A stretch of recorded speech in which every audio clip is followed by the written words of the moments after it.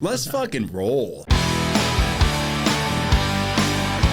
right, everybody, welcome back to the Bastard Studio here in FOCO, USA. You're listening to the SaltyMF podcast. Today, we're really excited to have Zac Sweat on. Zac, if you don't know who Zac is, he's a podcaster. He wrote a book. Open Heart Media does our podcast today. So I'm going to kind of preface this because Zac and I have been friends now for a little over a year, but we were going to LA to do a video shoot and do some photographs, and he says, "Yeah, I wrote a book." And I'm like, "Really, dude? You wrote a book?" And he's like, "Yeah." And I said, "Well, bring it. I'll read it on the plane." So today's book is about a book that Zac wrote that says "Start with the Breadsticks." And it's 14 principles on how to not suck. Allegedly 14. Welcome, Zac Sweat. What's going on, to the man? GOAT podcast, baby.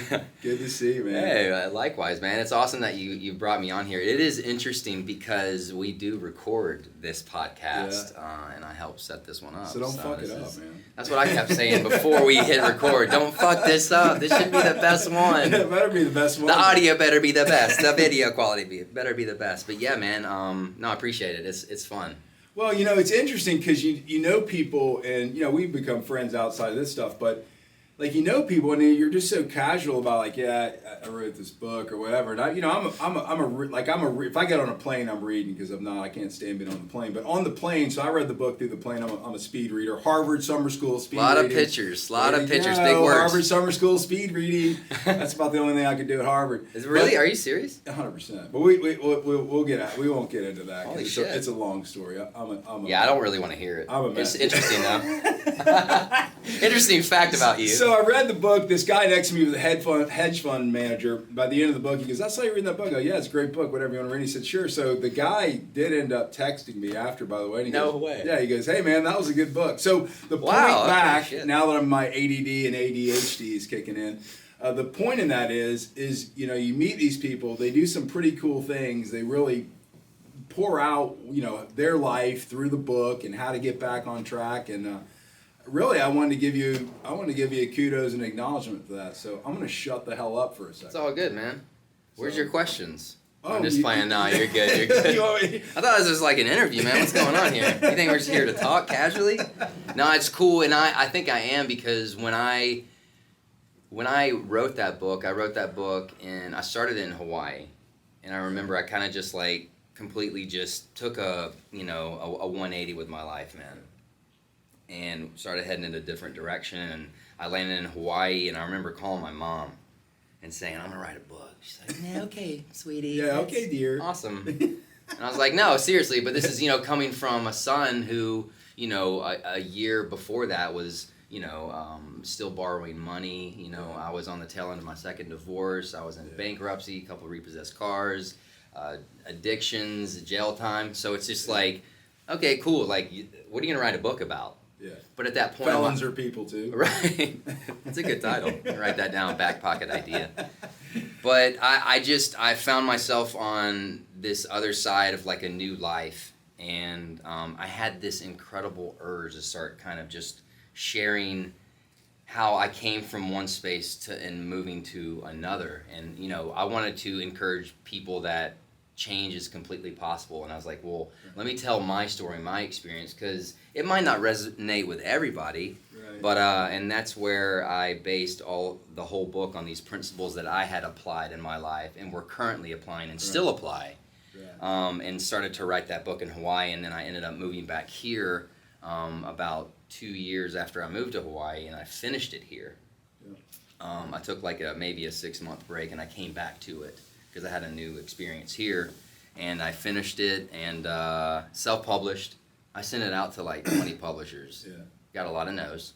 Hey, you're going to do that. It's a good book, though. I mean, I'd say if you're Dale Carnegie, you remind me a lot of Dale Carnegie, Norman Vincent Peale, those type self-help kind of books. Well, I was really standing, and that's cool that you say that because I was essentially standing on the shoulders of giants when I wrote that, man. A lot of my main inspiration, I call them my online mentors, and I give them shout-outs in the book. It's like Jim Rohn, Bob Proctor, Robin Sharma, Les Brown, Abraham Hicks, all these beautiful minds that they did the same thing. So I was like, man, who am I if I don't share my own experience? Right. Because those stories resonated with me. And it encouraged me, man, because again, I had this incredible urge to share, because I think that's what we're, I think mainly here to do, is to kind of like experience this world in our own way and learn, and then share that with others so they can kind of heal along their journey too. And just so you know, as a reader, you probably didn't think I could read, but that's okay. A lot of people don't. Not really. A little bit. It was like third grade reading at least middle school level. I was like, surely he has his own company. But in all honesty, in all sincerity, that message came through, and that's really, in our last podcast, behind me it was sitting on the table, and it just sparked my memory, and I was like, that really needs some, like, to bring it out, because it really did resonate. And I think it's kind of a workbook style where, the 14 principles of how not to suck, right? And it's easy though, like, because some books get into too deep of stuff. You really gotta, you kind of get esoterical about it and all this shit. And it was very simple. I think that like I thought people could benefit from it, and I wanted to highlight it. To be honest. Yeah, man. It's been out for, I don't know, but 6 years, 7 years. No, just a few years. Oh. Just a few years. Maybe, actually just, so 2024 will be 3 years. 3 years. In the summer. And I remember getting that. And again, I self-published it through BookBaby. Shout out BookBaby, they're awesome. And I hired, people to format it, people to do the illustrations. And I got it formatted, sent it over to BookBaby. You pay a fee, and they send you, it's like, hey, here are your options. Do you want us to promote it, immediately put it on Amazon and Barnes & Noble, and you can have this whole marketing package? Right. Or do you want to, pay the fee, and then you can set up their own, like like it's print on demand through BookBaby. You have that, and then you can get 100 copies. Well, I mean, that's the beauty of technology today. I mean, that's awesome. I mean, but it's easy. It's an easy thing. I mean, it's like if you want to write a book, and go fucking write a book. You don't have to wait on being published. It's like independent artists. It's the same thing. Right. But I chose the option where you can get 100 hard copies because I was like, you know what? Before I sell this thing, I want to give it away. Yeah. Well, I mean, like I said, this was not planned. I mean, I called you last night. Yeah. I mean, I called you last night. I said, hey, I want to talk about your book. And he's like, Zach's like, what do you, really? I was like, absolutely. I mean, I read it, and then I went back through it, and I just thought, 14 simple steps, we won't go through every one of them so people can see it. Please don't. I might not remember. Yeah, you got me. I was telling me it's 14. But this is what it is right here. So Zach, we'll tell you later how you can get it or whatever. But the things that really resonated with me out of the 14 principles were. Hey, what are your favorites? Okay, my favorite. You're gonna know what my favorite is. My favorite is number 5, which is learning how not to give a fuck. So that's my favorite because that's really kind of the whole premise of why Salty was started, right? To not be impacted by what others thought about you, to be yourself. Everybody has a story to tell. It might not be real. It may not be ideal or perfect, but it's real, and that's in our ethos. It's about the founding, and so I like that part about it. So explain what you're like. It means something to me, and it'll mean something to everyone. But what did that mean to you at that point? Stop giving a fuck. That's it. It's principle 5. Stop giving a fuck, and it really comes from a space of. I think we get caught up in letting others dictate who we become. Yeah. Our actions, the way we behave, the way we carry ourselves, the way we dress, the way we think, what we choose to like. Like, who's got you talked into what you're doing right now? Right. Is it you?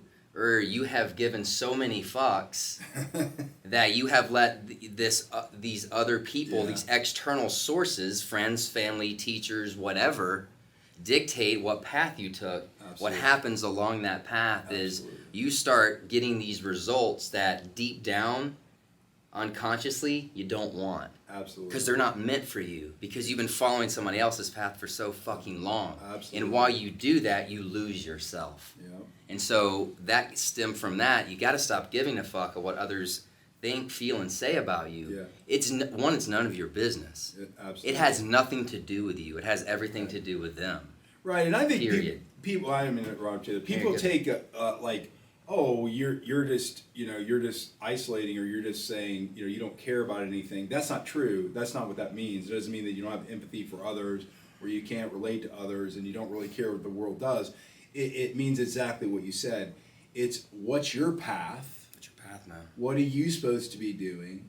Who really are you? And anyone outside, they can criticize. Critics are great. They don't do anything, but they ain't worth a shit. But they're good for you to kind of check yourself, right? Yeah. Check yourself at the door. But at the end of the day, most people that were successful in life, and success is not just money and fame and all that. Success is, did you live a good life? Were you a decent person? Did you give a shit about people along the way? Success is self-defined, there's no doubt about it, man. But it's like I let others dictate what I was doing for so long, and I didn't realize it. And that's kind of where I had my epiphanies. It's like, you got to be able to isolate. And most people think, oh, like what? Like we're supposed to evolve. We're supposed to change. We're supposed to go through these phases. Like, yeah, I'm not the same. No shit. Yeah, exactly. I'm not trying to be the same dude I was last year. But you have to be able to be, I like this saying a lot, you have to be selfish in order to be selfless. I have to get me good first. Yeah. If I don't get myself good first, my girl, my family, my work, my coworkers, my community, they're going to be affected. Yep. I can't just give my shit away. Right. First, I got to get me right. And I don't know what that looks like until I start diving into it. Mm-hmm. And that might look like me moving to Southwest Florida, me moving to Hawaii, to try to, I don't know, try to find different parts of myself and uncover this stuff that's been so fucking diluted down by what I've allowed others to do to me. Yeah. Okay? And so I have to strip that away. Absolutely. And in order to do that, you got to stop giving a fuck. Absolutely. And I reflect a lot just on my life. And I mean, I'm way over. I'm moving over the middle. I missed the middle age part. You're an old bastard. Old bastard. But I thought about it. I heard this guy talking about the way parents raise their kids, right? And so I have 4 kids from 14 years different, from 32 years down. And it says, you're not the same parent you are, it was going sibling order and whatever, and you're not the same parent that you are later in life. And it's absolutely true, because when you're starting and you're a young parent, you're stressed out, you're trying to do what's right, you're worried about this, that, whatever. And so that stress probably impacts everybody. Mm-hmm. And then by the time you've been around and you've kind of matured, you parent totally different. It's just the life phase you're in, the experiences you have, and you realize, all right, so the kid crashed my car. He gives a shit. Happens. How many cars have you crashed? Well, I've crashed a few in my life. So a lot. A lot. But so with that really resonated with me. And then my other favorite is number 9, and that says that you can't live an awesome life. Right? Please quote this correctly. All right, you quote it. My thing is you can't do awesome things unless you feel awesome. You can't do awesome things unless you feel. Yeah, that was perfect. Yeah.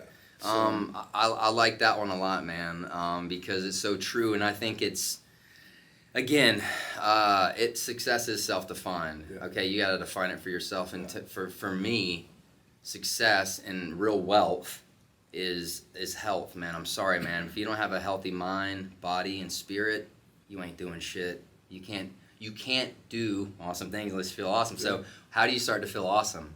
You start taking care of yourself, man. Because no matter what, whenever you're sick, whenever anybody's sick or they get diagnosed with something, what's the first thing? You just want to feel better, and everything else fades away.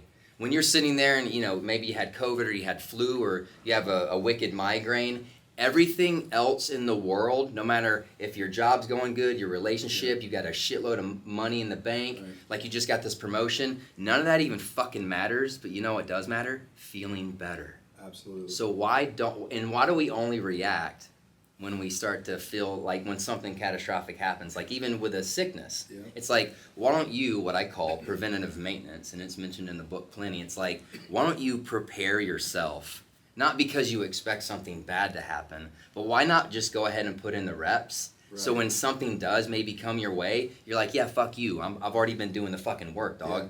I'm already prepared. 100%. And so preparation for feeling awesome would be, check your fucking diet, man. Yeah. Go ahead and get butt naked and stand in front of the fucking mirror. Do you like what you see? Yeah. If you don't, let that be the fucking motivation. And that's fucking principle one, baby boy. Yeah. It's get some fucking brutal truth. Oh yeah, you did. Stand in front of the fucking mirror and or look at your bank account and look at yourself and like, hey, I feel I look like shit. I feel like shit. Okay, what's the game plan to get out of that? And that's not just with your body. Yeah. Obviously, the highest prescribed medicine is diet and exercise. Yeah. What's the first thing your doctor says? Yeah, you need. Are you exercising? Yeah. How's your diet? Yeah. First thing, man. Let thy food be thy medicine, man. Oh, I agree, and I mean you've heard me talk before on health and discipline and whatever and all that stuff. I mean I've been at that place where you shouldn't be. I've been a really big dude, right? And you wake up and you don't have any energy. The energy is so key, and if you're healthy, you have more energy, right? And I want to go back to one thing. So I have a lot of older friends.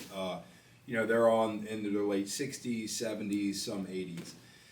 And some of these people are very, like, what would you classify as successful people, right? They had successful businesses, they did this, blah, blah, blah, blah. The number one thing they say, number one, Yeah.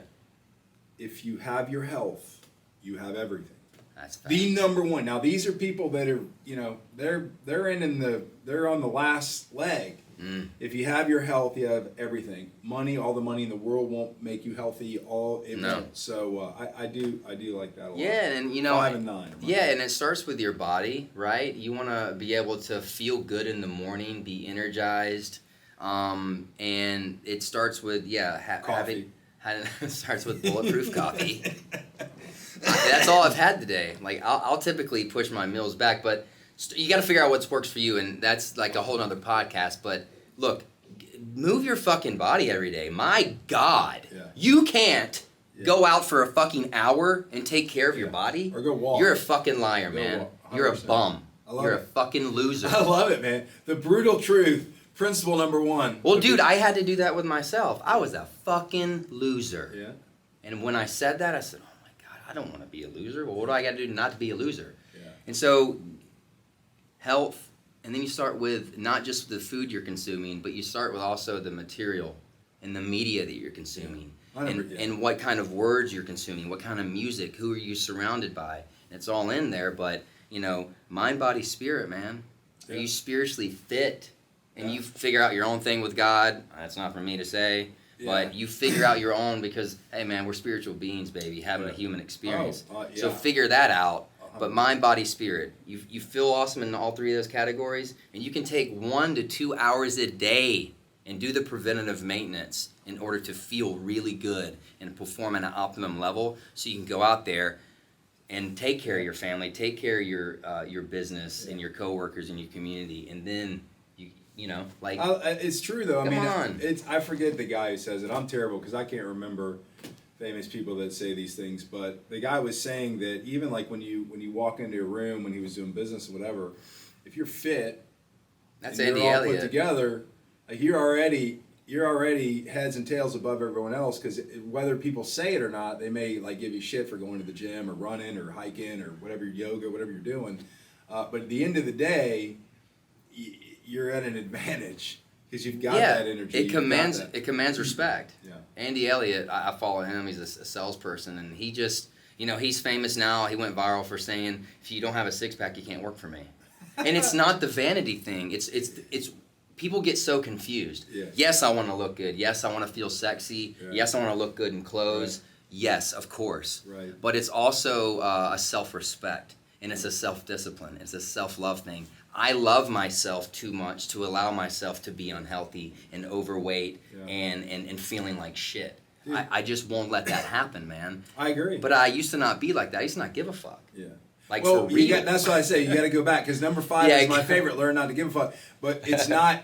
It's giving a fuck about the right things. Of course. Stop giving a fuck, and that dives into just what other people are really saying and allowing you to do. But you gotta care, of course. It's again the self-care, the self-love, and self-respect, and it starts there. And the byproduct of doing those things, eating good, taking care of your body and soul, and spirit and mind, and it expresses itself on the outside. Yeah. You look good. You radiate this certain type of energy. You do walk into a room. You command respect.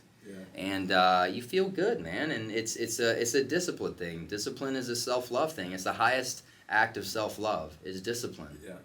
I agree. And, and people are scared of discipline, but discipline, someone, Mark McDonald was on here. He's a famous nutritionist and fitness guy. And he was saying, he had certain issues earlier when he was younger, and his dad said, I want you to get 1% better every day. Yeah. Like, a 1% is not a lot, but over the cumulative time and the compounding effect, over time, those small kind of, things that you do make you better as a whole over time. And I think the hardest thing for people to think is we're in such a we want it now society. I want to be rich now. I want to be good looking now. I want to be famous now. Okay, I want to be rich now. Whatever it is, that takes time, right? In a business, in fitness, in whatever it may be, and you just got to do it. Because if you work out for a year like on a diet, and you lose 50 pounds, and then you go back to eating whatever you were doing, in a month, less than that, probably 3 weeks, you're gonna look like shit and feel like shit again. No, it's facts, man, and I think a lot of people don't achieve what they really want to or get to a certain level in life because it starts with your self-image, man. If you can't literally see yourself, how do you see yourself now? Right. What's the narrative you constantly run with yourself? Because you're going to express that through your behavior, and that behavior is going to cause certain action, and that action is going to produce certain type of results in your life, and that's your reality. So how do you see yourself right now? Do you see yourself as that thin, successful, wealthy person? I'm never gonna be thin, but that's okay. But you're in good shape. But we could always be better. Yeah. Like, the work never ends. Absolutely. And that's the thing. It's like, dude, you're not gonna get to a certain point and be like, oh, I'm good now. No. Yeah. It's just. And after a while, it doesn't feel like work because that self-image is in alignment with the work that you're doing. So now it becomes who you are. Yeah. It's just what you do. Exactly. And a lot of it is not, just like you're talking about, a lot of it's more like mental and even intellectual or spiritual to that thing where you can't measure that by physically looking at someone. What I find is, as I get older, I'm more interested in people that are deep thinkers. And they think about things, and they ponder about things. Why did this happen? How could it be better? What are you doing? And you can have a good conversation with them, and you can solve problems, or you can find answers. Most things where you're very just kind of how's the weather, or well, it's raining or it's sunny. Surface level. I don't really I can't do small talk. Yeah, I'm sorry, man. Call me an asshole, but yeah, I typically, dude, I ride pretty solo pretty often. I love my solitude, and it allows me to think clearly because I can tune out the chaos and distraction and delusion that is the society we live in. It's just consumer world, and I just want to be able to have that solitude and peace of mind because it is all imagination. Yeah. It all starts with thought. Absolutely. Everything starts with thought. Absolutely. And thought mixed with emotion is what? Yeah. It's called prayer. Yeah. That's true prayer. Yeah. Yeah, and it's. Yeah. I think solitude. Like, if you need to be comfortable by yourself. Dude, in the end, you're going to be by yourself. Dude. You have to be comfortable with yourself. It's only you, man. Yeah. It's only you. Yeah. And no one's coming to get you. Yeah. No one's going to come and hold your fucking little hand and walk you through life. Yeah, 100%. Your mommy's not always going to be there. You got to figure it out, baby. But the perception is the perception is you think that they are. And people have helped me in my life, and there's no doubt about it. Sure. But reality of it, when it comes down to grind, when it comes down to doing the work, when it comes down to making it work and doing it, their support. It's like a thing my dad used to tell me this. He would tell me, he was my mentor. I'll talk a little. I'm gonna pull this in right now because so I'm wearing this Lynch 34 sweatshirt. If anyone's wondering what the hell this is, so this was Lynch, Kentucky. My dad's high school was the Lynch Bulldogs, and he was born in 1936 on today, and he was one of the greatest guys I've ever met. My mentor, he took me in and raised me like his own. He was the greatest guy ever. So I want to give a call out to him because he was very impactful in my life, and he really is probably the primary reason where I am today in my life, why we started Salty and other things. But he got to a point in life. He was always my mentor. He was always there with me. But in the end, he mentally got to a thing like, go to advice. He's like, I can't help you anymore. Not because he didn't want to help. Sure. not because he didn't care about you, but like it was probably my 30s, and I realized like, oh shit, you know, these people are your cheerleaders, their support, they'll help you, but in the end, you gotta make your shit happen. Like, you know, they're there for you, and it's important for people to care about you. Anyways, peace out, Mike. You're the man. That's awesome, man. I love that. So, Lynch, baby.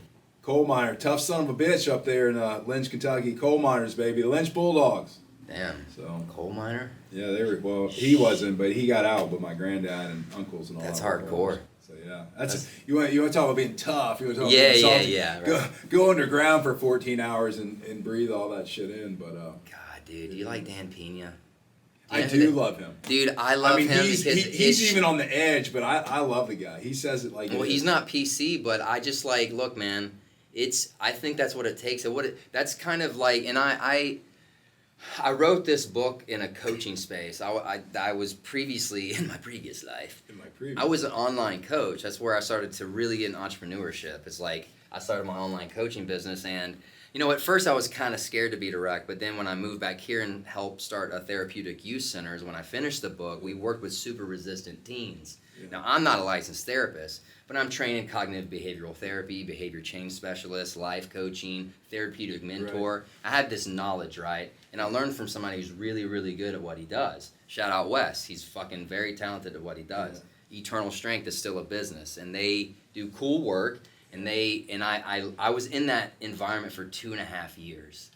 Wow. And I learned how to just be a little bit more direct and show and be able to be super transparent, or transparent enough to connect with someone. Right. And be direct and open and honest, because love doesn't lie. Right. But sometimes it takes that direct, aggressive energy to push people out of their space. That's what it helped me. Right. It's like the brutal truth part. And that's why I love Dan Pena, man. It's like, dude, there's no fluff. Yeah. He just cut straight to it, baby. And yes, he's pretty, dude. I mean, he's gnarly on the edge, man. Like, he's using he's using the C word. But his message, don't get it lost. Yeah. He gives a shit. That's just his delivery method. Cut through all the bullshit. That message underneath that is beautiful, because he's trying to teach you something, man. If you just let your ego go. So that's where I got that from him. He said for Harvard did a study for 40 years. This is from Dan Pena saying, 40 years on the most successful people in the world use the F-bomb and cuss more than anyone else. Yeah. Yeah, and I'm not saying you should. There are certain things in church you probably shouldn't be dropping the F-bomb. But the point in that is, his point was, you're getting the point across. You're not wasting time. Yeah. I mean, if I sat here and all of a sudden I knew something was wrong with you, like I said, hey man, you're going down the wrong road, man. And I knew that. And I'm watching you burn. I'm watching you crash. And it takes 6 months before I could have just said in the first, hey, you know, dude, you're going to crash. You need to get your shit together. Right, you're wrong. You're not doing the right things. You don't have to listen to me, but I got to tell you. I feel on my heart, I got to tell you the truth. Yeah. The world would be a much better place, because then you know where you stand with people. You're either in their court or not in their court. And whoever's not in the court, you know, number 5. Good luck. Fuck it, man. Exactly. I don't, dude. Because I know it's tough, man. It's tough. I just don't vibe with the soft approach. Yeah. I think that aggressive, and there's passion in it too. Yeah. Because it's like, yeah, man. I mean, I care about them. I care. There's a certain level of caring, but the way it's delivered might not be the way you want. Yeah. But there's still something in there. Right. And dude, the message is always the fucking same. Yeah. Success leaves clues, kids. That's what Dan Pena says, and he's right. Yeah.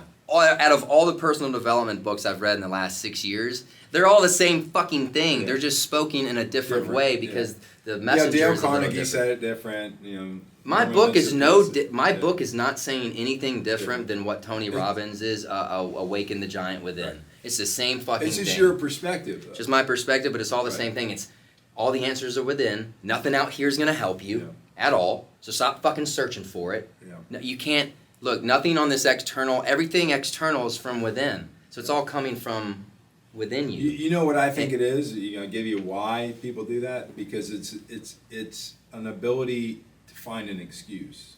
Correct. It's because you don't want to take fucking responsibility for being a fuck up. For being a fuck up. Yeah. And you're like, you don't want to take responsibility for it. Because you're fucking scared to be with yourself and admit the truth that you're fucking up. Yeah. And honestly, man, I'm telling you what, if you took me back 5 years ago and told me I'd be in this space, I could be this totally different person, I would have spit in your face. I would have laughed in your face. But Why because is that? like, you just didn't feel you could do it? no way. But it's the ability to just say, hey man, I'm the one fucking up. There's nothing else that's doing it to me but me. It's all me, and it's always gonna be me.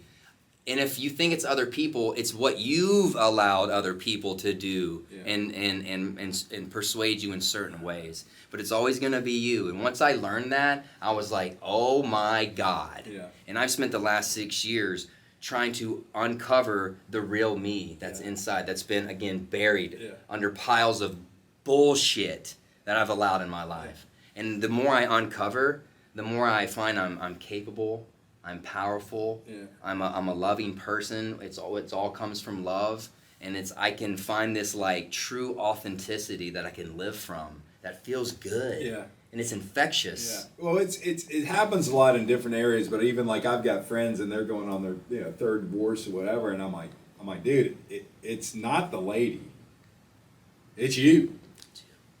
It's you, bro. And they don't like they get mad at me. I'm like, I've known you for like a long time. Yeah.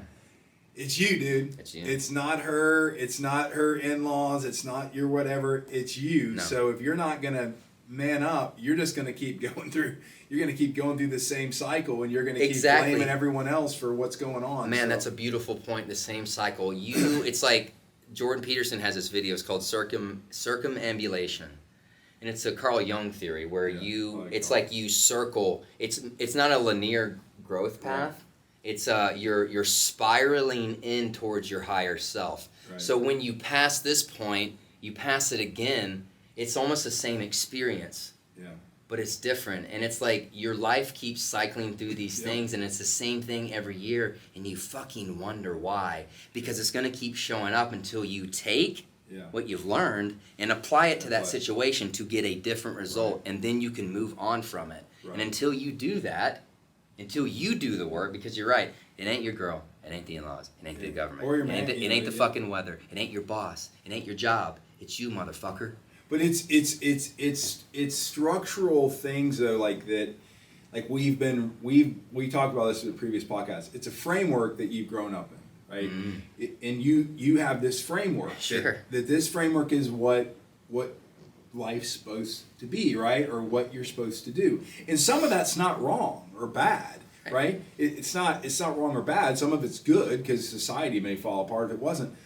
But breaking a habit or breaking a pattern or breaking that constrained framework is very difficult, because you literally have to make decisions where some people that you've had relationships with or friendships with aren't going to make it.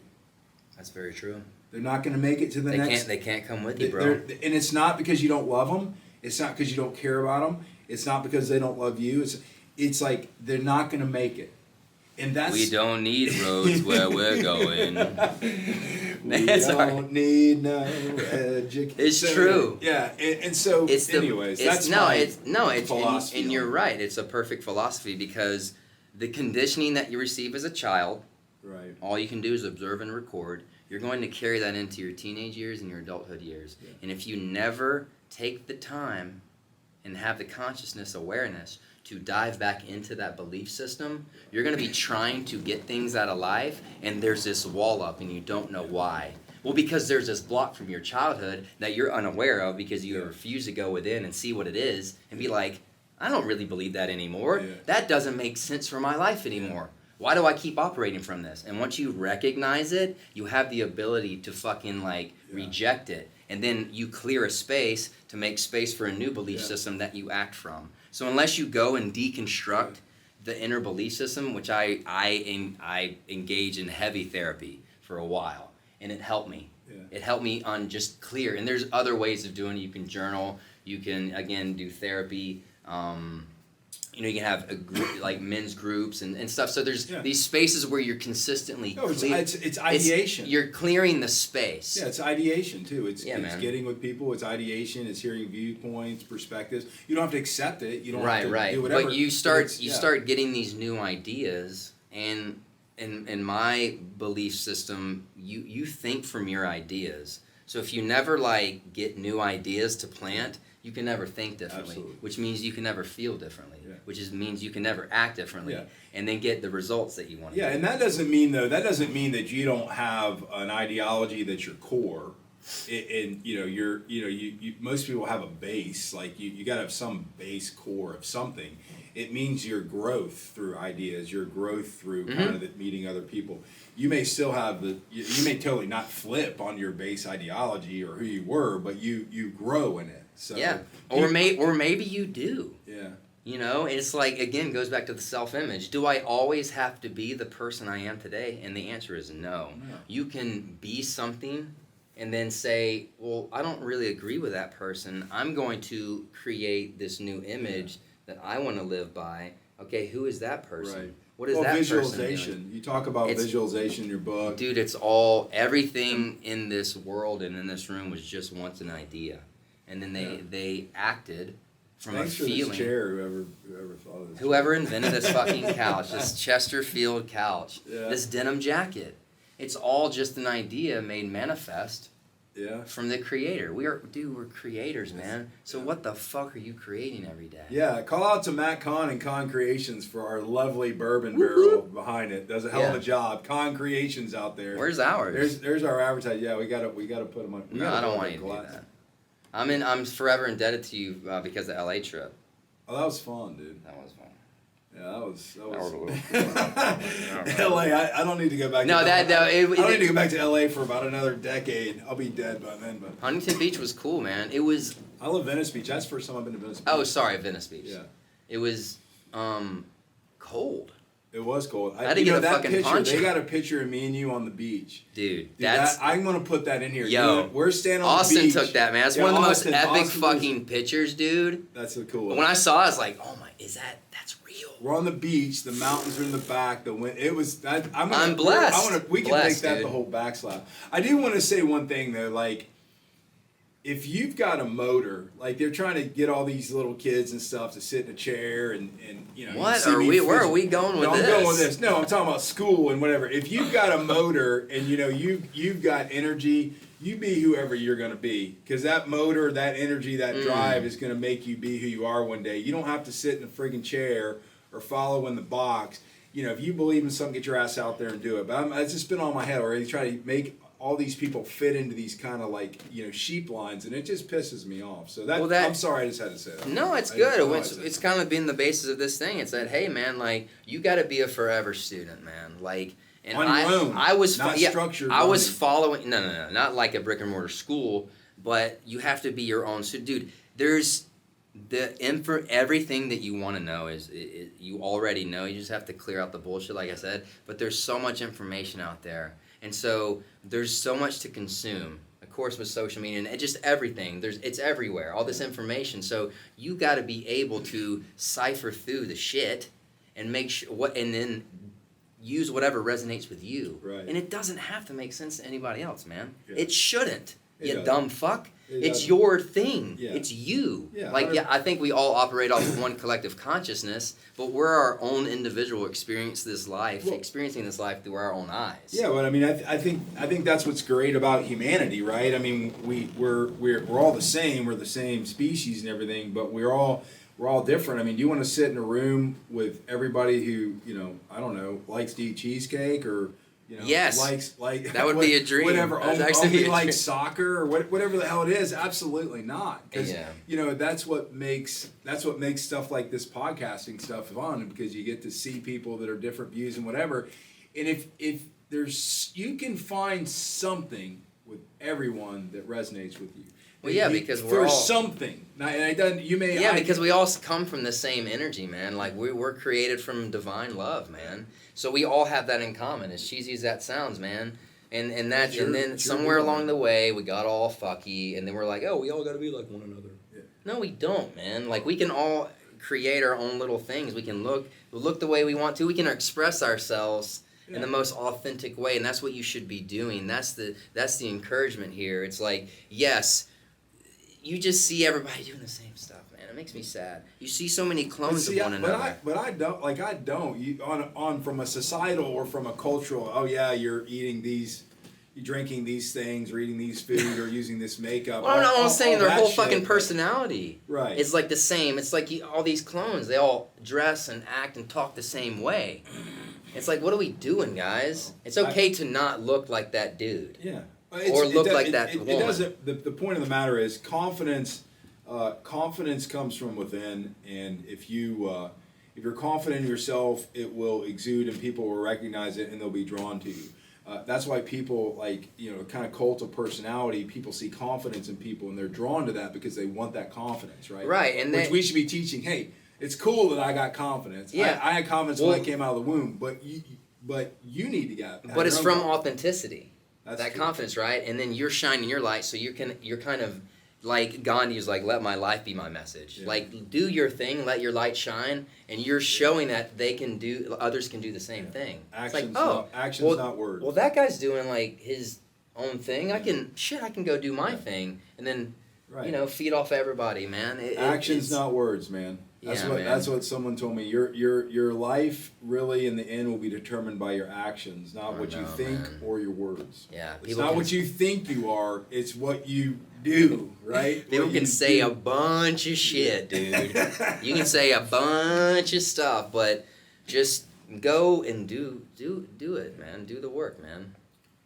Wild. Well, you got anything else for the audience? Let's promote my book, dude. Right, here, I don't really promote it. I'm letting you promote it. Hey, look, I read it, so if I hadn't read it, I wouldn't have. I don't think my mom might not have read this. She claims to have read this. Mom, what's Connie? Where's her name's Connie. Connie. We'll have to have Connie on the show. So dude, that'd be wild. Yeah, she'll be. I need to tell you about little Zachy. She's a beautiful woman. She's an awesome mom. She supported me through even when I was being a dumbass.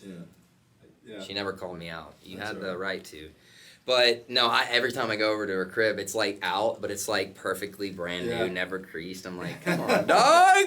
What are you doing? Hey, for Christmas, moms, get your kid this book. Just leave it on the table, even if you don't read it. Just put it as a staple on the table. But hey, man, I really appreciate you coming today. Yeah, man. And this was fun. I think there's a lot of good things in that book. Just a simple read. Yeah, so before you sign me off, I'm not going to sign you off. Start with the Breadsticks. You can get it on bookbaby.com. You can go to Barnes & Noble online. You can also go to Amazon and buy this. You know what's fucked up? There's like used ones of these for sale. I'm like, so wait, somebody bought it and then they're selling it? Hey, you got No, dude, that makes me feel a certain type of way. It's like, man, give that knowledge away. It's like, damn, you're reselling my shit. Well, that hedge fund. It's like on eBay. I'm like, this shouldn't be on eBay. Yeah. But yeah, start with Breadsticks, man, based off principles that I've experienced in my own life and applied. And look, it's I'm not trying to encourage people to be like me, but the only encouragement I have is that you're more than capable of doing some pretty amazing things in this life. You just don't know it. But once you start to go within and kind of uncover all the bullshit that you've been fed your whole life, you'll discover that, man. And once you do, it's eye-opening. It's an emotional experience, and life becomes like a fucking true adventure, man, and it's gnarly, and you start accepting everything because you realize that it's all serving you. Nothing's out to get you. Nothing's trying to weigh you down and put you down and bury you. It's all serving you, and once you can figure that out, man, everything just becomes education and experience to level you up to the highest version of yourself. And once you do that, man, your light will shine so much, man. You'll affect the world. So this book, and it's a good starting point, man. If you feel lost, I was 35 when I started to figure out my life. I'm now 41, and my life looks dramatically different. All the things that I could ever imagine have been coming true for me. So it's all possible, man. And I'm not. It's a good starting point for the book. That's all I got, man. I can ramble on forever. That was a good close. I like it. Yeah. That's all I got. Well, I'm going to close honoring once again the greatest man in the world, Michael Banyas. Today was his birthday. Without him, I wouldn't be the person I am. So some of these people can have a positive influence on you. To be a father to someone or a dad to someone, they don't have to be your kid or your blood. You just have to commit to them, love them, take them in as your own, and treat them the right way. So that's all today on the SaltyMF Go podcast. Let's go!